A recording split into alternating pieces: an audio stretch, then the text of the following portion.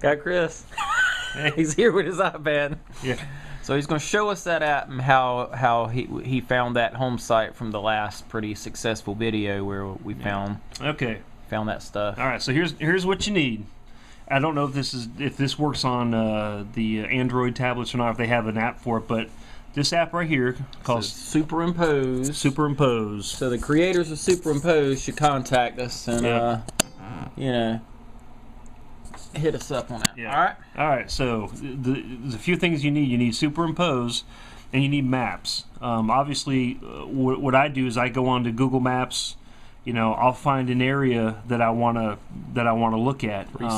Research. So I'll find a spot and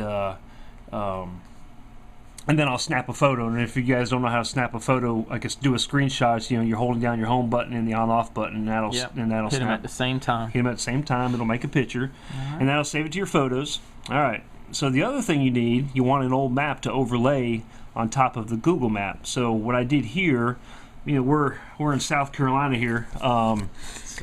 Our universities, and it may be with most universities, they digitize a lot of the maps, and you can access them online. And this just happens to be the topographic maps of South Carolina from 1800s to the 1900s. So the one that I chose was from 1940.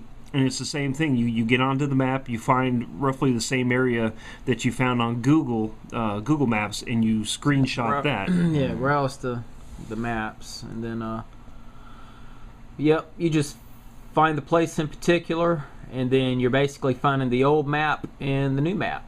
And he's saying that most states and everybody, they'll have these things. And it looks like they're broke up into they're alphabetical order. Yeah, like counties maybe, or something. Well, each state is broken up into quadrangles, I guess they call them. I don't know what the heck. Old maps. Yeah, old maps. So anywhere from like 1900, 1918. Obviously, the older the better.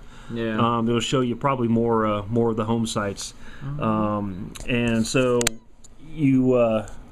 you can zoom into these maps by using this little tool up on top. He said if you zoom it in, it gets blurry, so you need to use the plus and minus. If you do it like that, you can't read the map. But if you use a little plus gizmo up here, it'll bring the map up. It'll be more.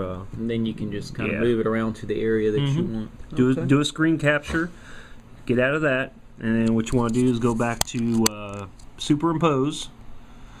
And I've got two maps that I want to show you.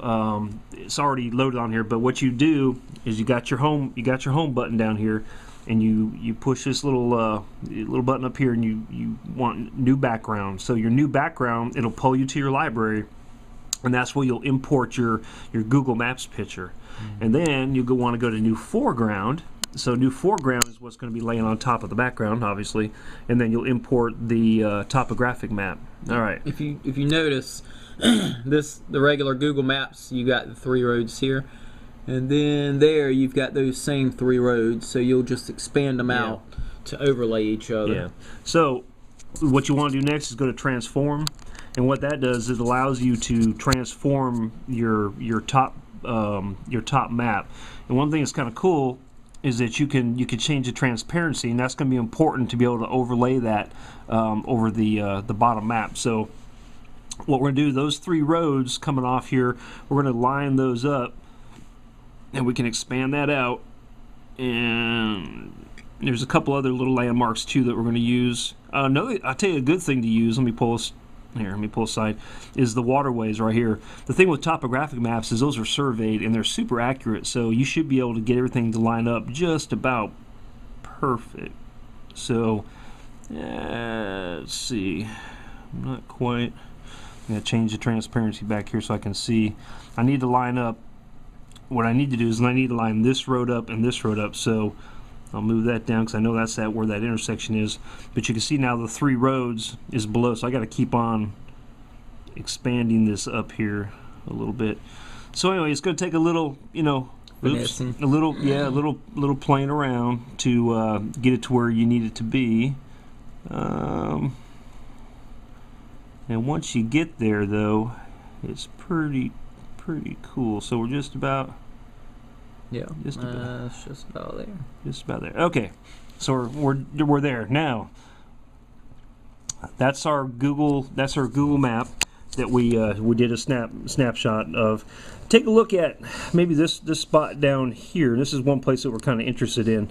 So what you do is you bring the topographic map back in, and anywhere you see those little black squares were structures like home sites and stuff. So on in that field right there, which is, you see a little dark impression maybe right there.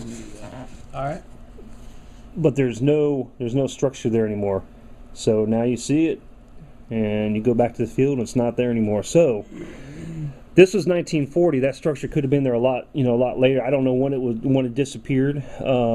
But the house that we found recently doing this technique, I don't think has ever been hit, and it was early 1900s. So, but anyway, there's different places that we looked at. Up over here, we see a structure, and now there's nothing there. So, as long as you got your map lined up good, you can just toggle back and forth, and it'll point out old schools, the houses, churches. And you'll even see, obviously, roads that are no longer there, that are now gone. So like that up in here, you see the home is going to be in those woods. Yep. And now it's just woods. So anyway, it's a good tool that we've found to find some old home sites. I hope this helps out. And anyway, happy hunting, and let us know in the comments if this works for you guys too, and be neat to see if it works. Yeah, maybe a little confusing, but get the app, and kind of follow it. And once you play with it, it was pretty easy. It's a great tool. Yep, superimpose. Superimpose. All right, good luck.